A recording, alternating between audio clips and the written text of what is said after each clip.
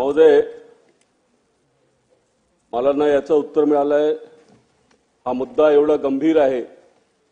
मुंबई आणि MMRDA क्षेत्रामध्ये मोठ्या प्रमाणावर शासकीय जमिनीवरती अतिक्रमण होत आहे। अनेक ठिकाणी धार्मिक स्थळे बांधली जात आहे। मी एकच उदाहरण देतो। चेंबूरमध्ये नूरे इलाही मस्जिद 2000 साली 129 स्क्वेअर फूटची मजार आज 32,000 स्क्वेअर फूटची झाली आहे। 14 दुकानं आहेत, लग्नाचा हॉल आहे, लग्नाचं मैदान आहे।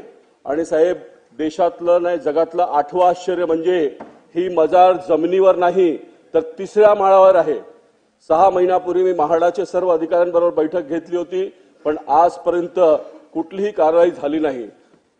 अध्यक्ष महोदय, अंबुजवाडीमध्ये मोठ्या प्रमाणात अतिक्रमण माननीय मंत्री मंगलप्रभात लोढा यांनी निष्कासन केलं, पण त्याच्यावरती सामाजिक कार्यकर्ते मेधा पाटकर यांनी कोर्टात पहिला ह्युमन राईट्समध्ये केस केली, मग हायकोर्टात केस केली।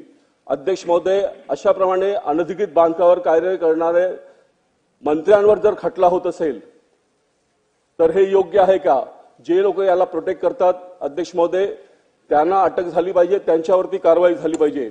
अध्यक्ष महोदय, बँड्रा रेल्वे स्टेशन, मुंबईतील सर्व रेल्वे स्टेशन याच्यावरती मोठ्या प्रमाणात जे अवैध बांगलादेशी रोहिंग्या फेरीवाले पाहिजे ते प्रश्न विचारा। यस सर, माझा प्रश्न असा आहे अध्यक्ष महोदय, अनेक वेळा नोटीस देऊन सुद्धा प्रशासन याच्यावरती कारवाई का करत नाही? आणि जे अधिकारी कारवाई करत नाही त्यांच्यावरती, त्या अधिकाऱ्यांवरती काही कारवाई होणार का?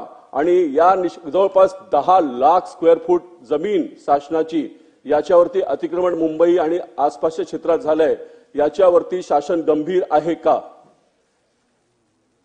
अध्यक्ष महोदय, लॉ अँड ऑर्डरच्या भीतीमुळे आपण ही सगळी जागा सोडून देणार आहोत का? आणि जर प्रशासन हे अनधिकृत बांधकाम तोडू शकत नाही तर इथे जे बांधकाम होतंय त्यामुळे मुंबई शहराला धोका नाही का? आणि म्हणून हे जे निर्णय टाळण्याची प्रक्रिया होते आम्ही याचा विरोध करतो आणि याच्यावरती स्पेसिफिक टाइमवरतीच कारवाई झाली पाहिजे। कमीत कमी घाटकोपर मानखुर्द मध्ये जे 32,000 स्क्वेअर फूटचं बांधकाम आहे, अनेक रेल्वे स्टेशनच्या अवतीभोवती जे बांधकाम आहे, बँड्रा रेल्वे स्टेशनवरती जे बांधकाम आहे, प्रशासन कधी जागा होणार महोदय? माझा प्रश्न आहे। अध्यक्ष महोदय, या